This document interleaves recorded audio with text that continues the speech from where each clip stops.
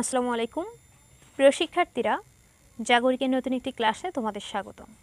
শিক্ষার্থীরা, জাগরিকে আজকে আমি আলোচনা করব ষষ্ঠ শ্রেণীর শিল্প সংস্কৃতি এ বইয়ের নতুন একটি অধ্যায় নিয়ে।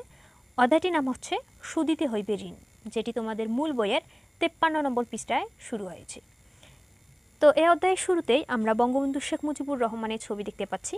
অর্থাৎ এই যে অধ্যায়টি আমরা পড়ব, এই অধ্যায়ে বঙ্গবন্ধু শেখ মুজিবুর রহমানের শৈশব, কৈশোর, তার রাজনৈতিক জীবন, এরপর মুক্তিযুদ্ধে তার অবদান, তিনি যে সপরিবারে নিহত হন, এই বিষয়গুলো আমরা এই অধ্যায়ে জানতে পারব।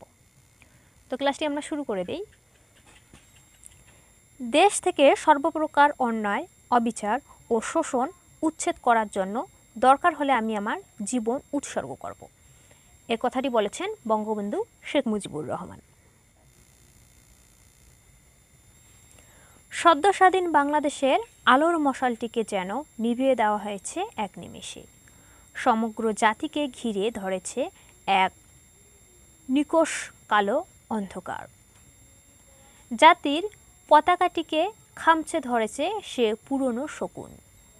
স্বাধীনতার পরাজিত শত্রুদের ঘৃণিত নীল নকশা অনুসারে রচিত হল মানব ইতিহাসে জঘন্যতম কালো অধ্যায়। 1975 সালের 15ই আগস্ট রাতে স্বাধীনতার পরাজিত শত্রুদের গুলিতে নির্মমভাবে শহীদ হন জাতির পিতা বঙ্গবন্ধু শেখ মুজিবুর রহমান ও তার পরিবারের সদস্যরা। শিক্ষার্থীরা, এখানে একটি তারিখ তোমরা নোট করে রাখবে, সেটি হচ্ছে 1975 সালের 15ই আগস্ট। এই 15ই আগস্ট আমরা শোক দিবস পালন করি। এই 1975 সালের 15ই আগস্ট বঙ্গবন্ধু শেখ মুজিবুর রহমানকে তার পরিবারের সদস্য সহ তাকে নির্মমভাবে হত্যা করা হয়। কারা হত্যা করে? 1971 সালের স্বাধীনতার যুদ্ধে যে শত্রুরা পরাজিত হয়েছে তারা এ হত্যাকাণ্ড চালায়। সেদিন ঘাতকদের বুলেট থেকে রেহাই পায়নি বঙ্গবন্ধুর আদরের পুত্র 10 বছরের ছোট শিশু শেখ রাসেল পর্যন্ত।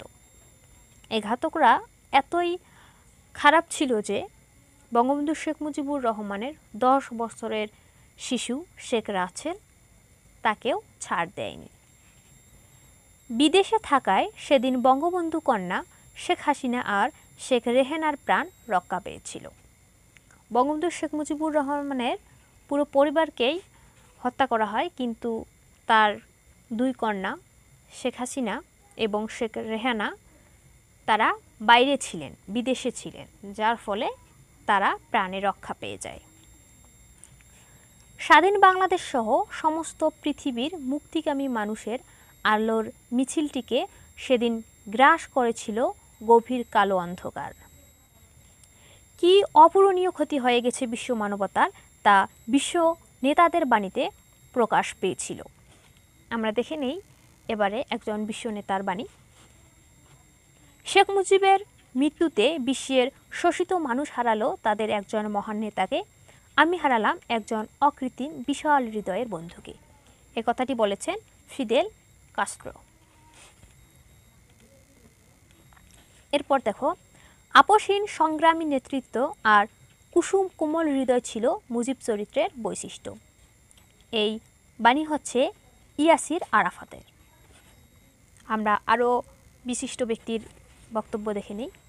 বঙ্গবন্ধুর হত্যাকাণ্ডে বাংলাদেশেই শুধু এতিম হয়নি, বিশ্ববাসী হারিয়েছে একজন মহান সন্তানকে। এ কথাটি বলেছেন জেমস লাম্ড। তাহলে আমরা দেখলাম বঙ্গবন্ধু শেখ মুজিবুর রহমান শুধু বাংলাদেশের জন্যই না, পুরো বিশ্বের জন্যই একজন মহান নেতা ছিলেন। তা আমরা এই যে বিশ্ব নেতা আছে, মহান নেতাগণ আছে, তাদের বক্তব্যের মাধ্যমে আমরা আরও শিওর হতে পারি। এরপরের পৃষ্ঠায়, ইস্পাত কঠিন নেতৃত্বের মধ্য দিয়ে তিনি দেশের সীমানা ছাড়িয়ে বিশ্ব নেতা হয়ে উঠেছিলেন। তিল তিল করে পলিমাটি দিয়ে যেমন করে তৈরি হয়েছে দেশের এই উর্বর ভূমি, ঠিক তেমন করে নির্ভীক সাহস, অফুরান দেশপ্রেম, অদম্য প্রাণশক্তি আর বলিষ্ঠ নেতৃত্বের মধ্য দিয়ে টুঙ্গিপাড়ার ছোট্ট খোকাটি হয়ে উঠেছিল পৃথিবীর মুক্তিকামী মানুষের প্রেরণার উৎস। দেশের মানুষের প্রতি বুক ভরা ভালোবাসার জন্য তিনি হয়েছিলেন বিশ্ব মানবতার প্রতীক। বাংলাদেশের স্বাধীনতার মহান স্থপতি ক্রমে ক্রমে হয়ে উঠেছিলেন বিশ্বজোড়া নিপীড়িত মানুষের মুক্তির অগ্রদূত। তাই তো তিনি বলেছিলেন, বিশ্ব দুই শিবিরে বিভক্ত, শোষক আর শোষিত, আমি শোষিতের পক্ষে। তিনি সুন্দর একটি কথা বলেছেন যে এই বিশ্ব দুইটা শ্রেণীতে বিভক্ত, একটা হচ্ছে শোষক শ্রেণী আর একটা হচ্ছে শোষিত শ্রেণী। অর্থাৎ একটা দল আছে যারা শাসন করে, অত্যাচার করে, আর একটা দল আছে যারা এই শাসনগুলো সহ্য করে, যাদেরকে শাসন করা হয়। আর এই বঙ্গবন্ধু শেখ মুজিবুর রহমান শোষিতের পক্ষে, অর্থাৎ যাদের উপর অত্যাচার চালা হচ্ছে বঙ্গবন্ধু তাদের পক্ষে। শোষিত মানুষের মুক্তির মহানায়ক জাতির জনক বঙ্গবন্ধু শেখ মুজিবুর রহমানকে হত্যার মধ্য দিয়ে ঘাতকরা চেয়েছিল মুক্তিকামী মানুষের মন থেকে বঙ্গবন্ধুর নাম চিরতরে মুছে দিতে। কিন্তু আমরা জানি কীর্তিমানের মৃত্যু নাই। যদি রাত পোহালে শোনা যেত বঙ্গবন্ধু মরে নাই, যদি রাত পোহালে শোনা যেত বঙ্গবন্ধু মরে নাই, যদি রাজপথে আবার মিছিল হতো বঙ্গবন্ধুর মুক্তি চাই, মুক্তি চাই, মুক্তি চাই, তবে বিশ্ব পেত এক মহান নেতা, আমরা পেতাম ফিরে জাতির পিতা। বঙ্গবন্ধু শেখ মুজিবুর রহমানকে নিয়ে লেখা এক অসাধারণ গান। এটা আমরা প্রায় সবাই শুনেছি। বঙ্গবন্ধুর জন্মদিনে, এরপর শোক দিবসে এই গানটি শিক্ষা প্রতিষ্ঠান সহ বিভিন্ন প্রতিষ্ঠানে এই গানটি বাজা হয়। তো এই বঙ্গবন্ধুকে নিয়ে এই কালজয়ী গানটি রচনা করেন হাসান মতিউর রহমান। এই গানটি আমাদের সবার পরিচিত, কিন্তু তোমরা এটা নোট করে রাখো, এই গানটি রচনা করেন হাসান মতিউর রহমান এবং গানটিতে সুর দিয়েছেন মলয় কুমার গাঙ্গুলি এবং তিনি প্রথমে গানটি পরিবেশন করেন। পরে গানটি গেয়েছেন শ্রদ্ধেয় শিল্পী সাবিনা ইয়াসমিন। এই বিষয়গুলো তোমরা সুন্দর করে নোট করে রাখবে।